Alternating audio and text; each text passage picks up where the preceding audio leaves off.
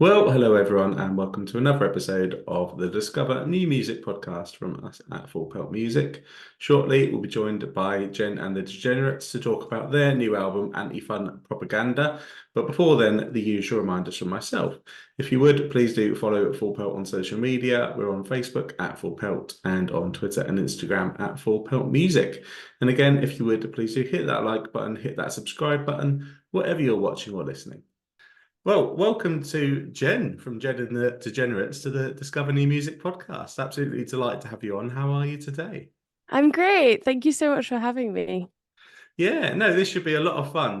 Really looking forward to it. Obviously, there's so many great things happening for the band right now, so we've got a lot to talk about. But on this podcast, we always start off with the same segment. It's called the Origin Story. So it's the Discover New Music podcast, hopefully for some people to discover some new music. So for anyone checking this out that aren't completely familiar with the band thus far, what is the origin story for the Degenerates? How did you guys come together? So the boys all grew up together in the same area, and played in different bands at school and like teenage bands and pubs and stuff like that, in different combinations. And then I met them when I was 18 and I moved to Liverpool. And yeah, we just became friends at first. We were friends for years, and then it got to the end of uni and we're like, oh, should we do something? Should we make a band? And that's, yeah, and it kind of went from there, really. Yeah, and I'm certainly glad that you made that decision. I mean, obviously Liverpool's a fantastic hotbed for music. You know, the scene there is absolutely incredible. So, obviously, like gives you a great start, and that has led us towards the debut album that is coming out, which we're going to delve into in just a second. But before we get there, we're going to start off with the lead single from the album, big hit single, Oh which yeah. was a great title for a song, and obviously it is such a ingenious kind of concept to put out there, I think. So, Thank you. what can you tell us about obviously how that song came together for you, and perhaps why it was chosen to be that lead sort of statement single from the album? So we had a song called Girl Got Gun that did really well off our debut EP, and the label, quite understandably, were keen on the idea of us doing another one like that song. But I'm really contrarian and don't like being told what to do. So I I kind of came up with the idea of doing what they were asking for, but the lyrics were kind of meta and kind of making fun of the whole thing. But they were really good sports about it, so it's all worked out well. Yeah, no, they are really good sports martial records. I've had a number of their artists come on, and I've never heard any sort of negativity towards them. And they must be really good sports because obviously the music video for the song as well. It's in the martial office, yeah. And that must have been like so much fun to record. Yeah, it was fun. It was a very silly thing to do, but it turned out okay. Yeah, no, absolutely. So I love a good music video. We talk about music videos so much on this podcast because I do think it is a dying art, and like the concept for that one obviously fit with the themes of the song, but it also just it just works so well, I thought. So yeah, obviously just on the video for Big Hit Single, looks so much fun. Obviously, like fits the concept of the song so well, and obviously, yeah, we love music videos on this podcast. So I love how you were able to achieve that. Obviously, on a really low budget, I'm assuming, and get something that Yeah. works so well. We're going to delve into the music video for Kids Want to Dance in just a moment, but it's such a fantastic song that I really just wanted to ask you about the themes behind that song and what it means to you. So Kids Wanna Dance is just kind of the manifestation of all my like existential dread that I'm experiencing at the moment. It's a really, I think, it's the first track on the album, and I think it really sets up what the whole album's about. It's, a exploration and a dive into all of the things I'm experiencing as someone in their 20s, kind of like becoming in this really uncertain and unstable time. And Kids Wanna Dance is a reflection of that. It's about trying to find the positivity and the joy in the moments of actually being able to live instead of just survive. Yeah, it's such an important message that it really is, and something I think having had a sneak peek of the album kind of feeds the threads of the album as a whole. It's kind of finding that balance between acknowledging the challenges of life and actually living it. And I think that song in particular, like, just embodies that Yes. so well.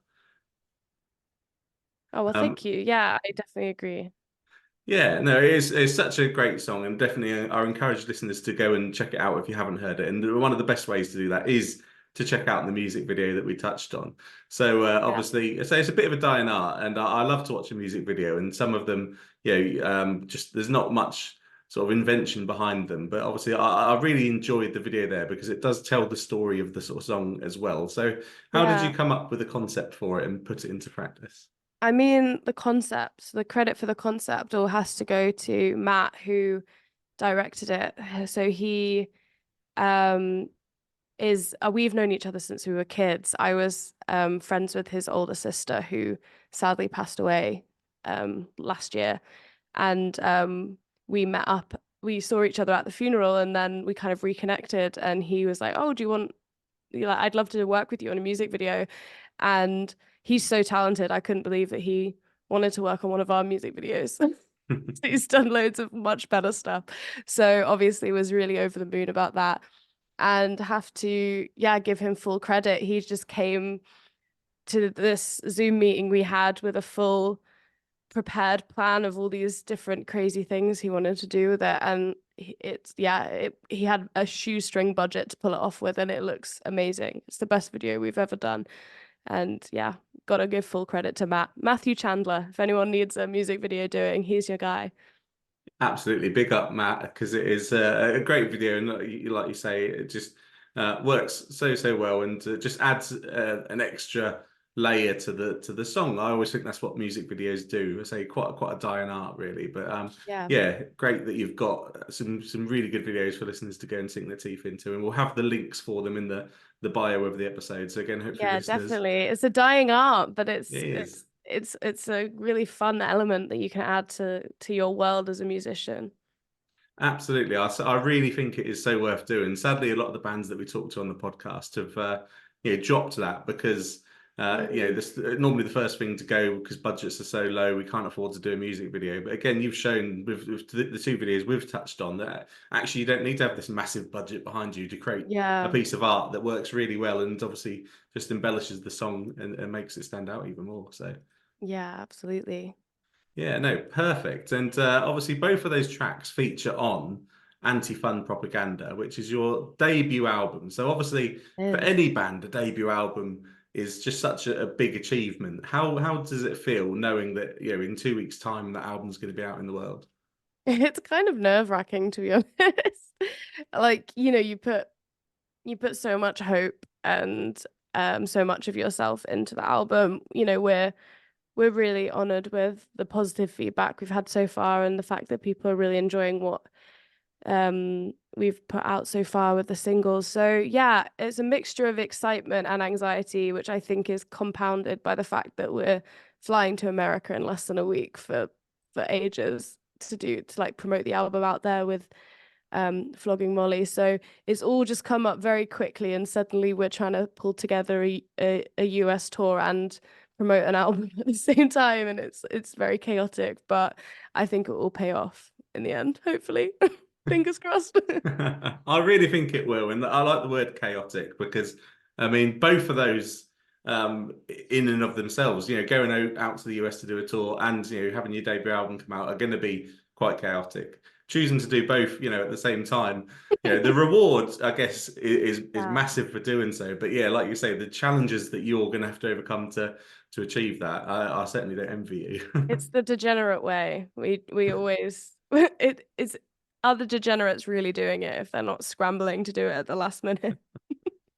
No, it's a positive message it is in a way as well. Obviously, that if you're going to do something, you might as well throw yourself fully at it Oh yeah, and go all big out. So time. Big yeah, time.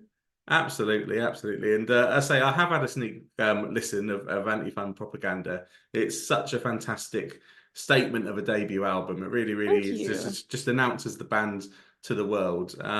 How would you describe it for obviously new listeners today that perhaps are aware of the band but haven't really properly delved into you yet, what would you say are the reasons for them to check it out?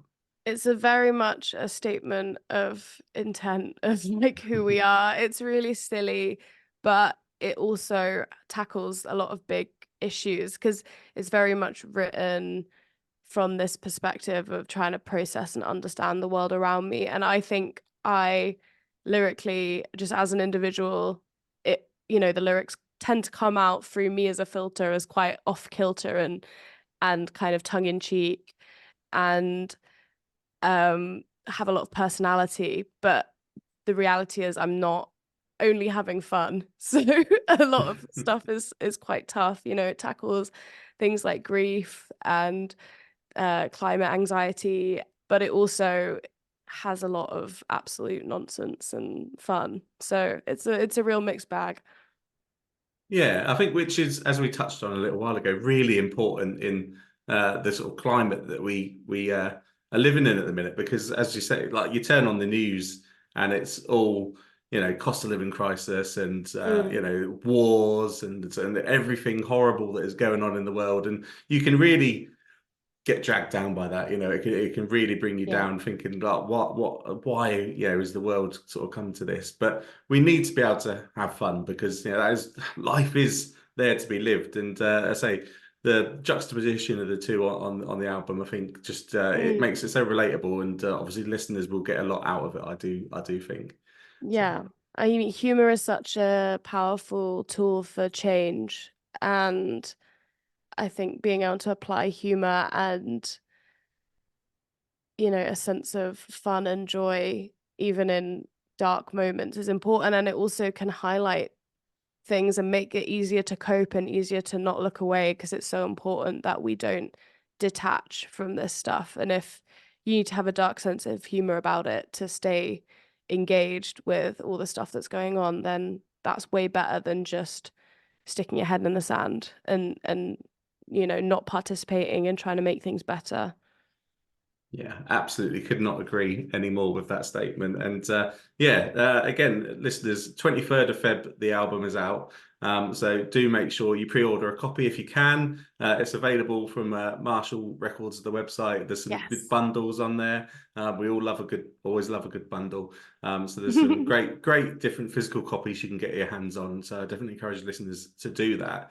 For you again, as you know, an experience of recording that debut album, obviously on Marshall, who are obviously a really good Mm, label to be on, but also working with Ross Orton as well, who yeah. has obviously produced some absolutely legendary albums and bands in the past. What was the Yeah. whole experience like for you?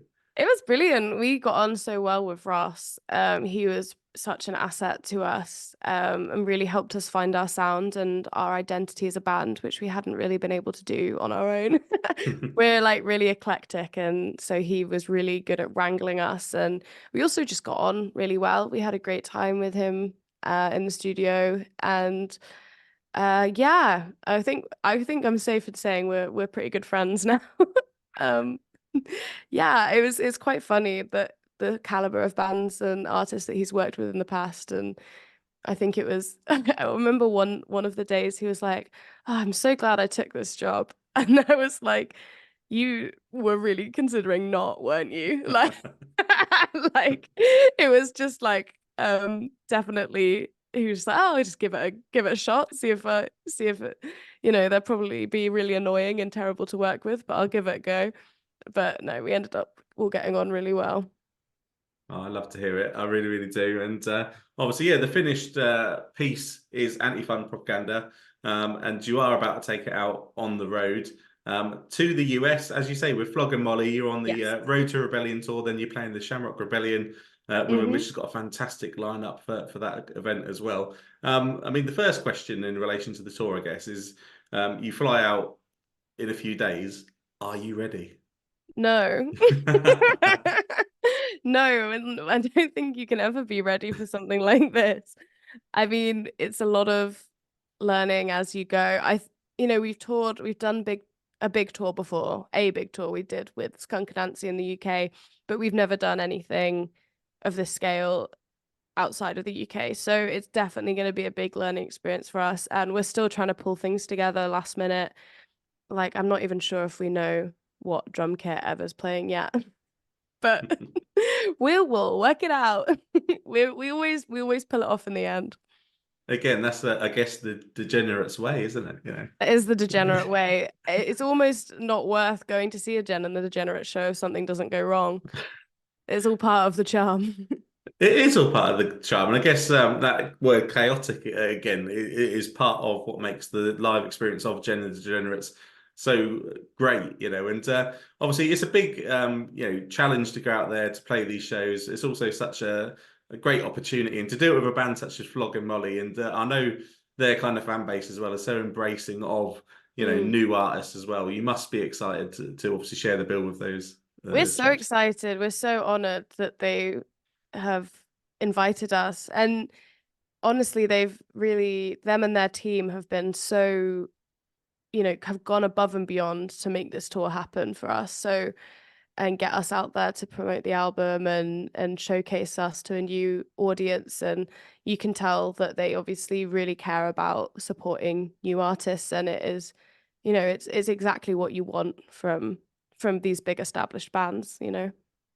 Yeah, exactly. If only more bands of that caliber would do the same thing, the music industry might be in a slightly better position, I I would know. suggest. Well, it's punks are the best. Absolutely, they are. Absolutely, they are. And obviously, yeah, US fans, have got that to look forward to. And again, anyone in the US listening to this, I suggest you obviously go online, find a show, go along to it. In the UK, you've got a Stones Throw Festival in Newcastle announced. Mm. I'm a Newcastle supporter for the football, so I Oh, love the nice. scene up there as well. So obviously, yeah, shout out to that one. What other opportunities are going to be coming up? There's probably a lot that isn't announced yet and you can't talk Yes. about, Yeah, but is there going to we've be a got chance? yeah, there'll be some more festival bits that just haven't been announced yet. I'm not sure which ones will be announced by the time this comes out, so I'm not going to say which ones. But if you follow us on social media at Jen's Degenerates, you'll be able to keep up with. I'm posting on there all the time. Honestly, you're going to find out more about me than you wanted to know.